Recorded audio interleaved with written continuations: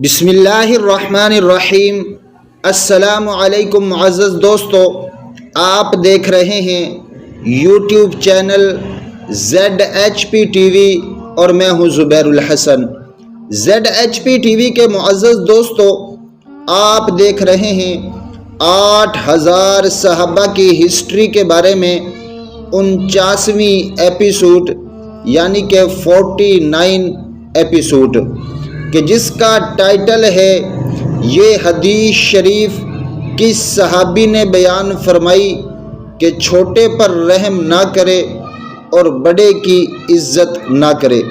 تو معزز دوستو، یہ حدیث شریف آپ نے بہت دفعہ سنی ہوگی، بلکہ جو ہمارے تبلیغی بھائی ہیں، تبلیغی جماعت والے، ان کے جو 6 نمبر ہیں، ان 6 نمبروں میں ایک اکرام مسلم کا نمبر ہے، اس میں اس بات کو وہ بہت بیان فرماتے ہیں کہ ہمارے چھوٹے پر رحم نہ کرنا اور بڑوں کی عزت نہ کرنا۔ تو اس حدیث شریف کو وہ بہت بیان فرماتے ہیں۔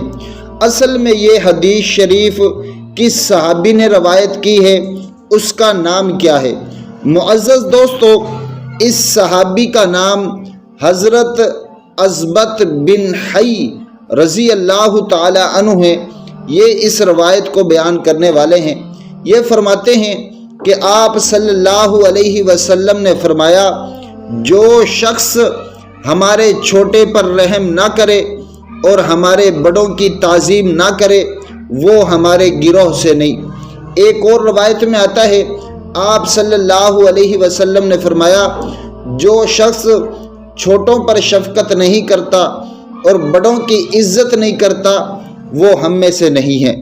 تو معزز دوستو، سب سے پہلے ہم بڑوں کو چھوٹوں پر شفقت کرنی چاہیے تاکہ وہ ہمارا ادب کریں، ہماری عزت کریں۔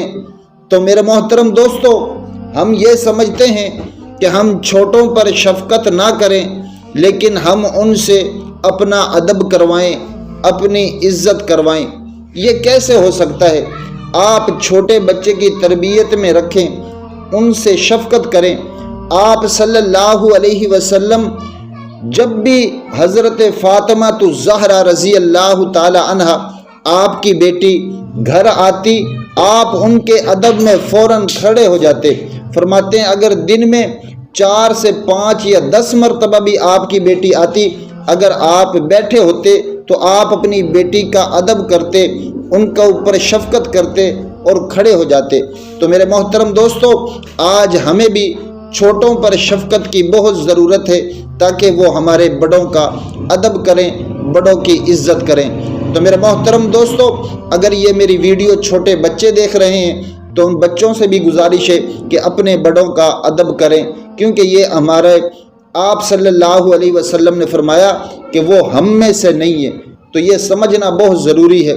تو معزز دوستو، اگر آپ کو ویڈیو اچھی لگی ہو تو ویڈیو کو لائک کریں، چینل کو سبسکرائب کریں، اپنا بھی خیال رکھیں اور ہمارا بھی خیال رکھیں۔ اللہ حافظ۔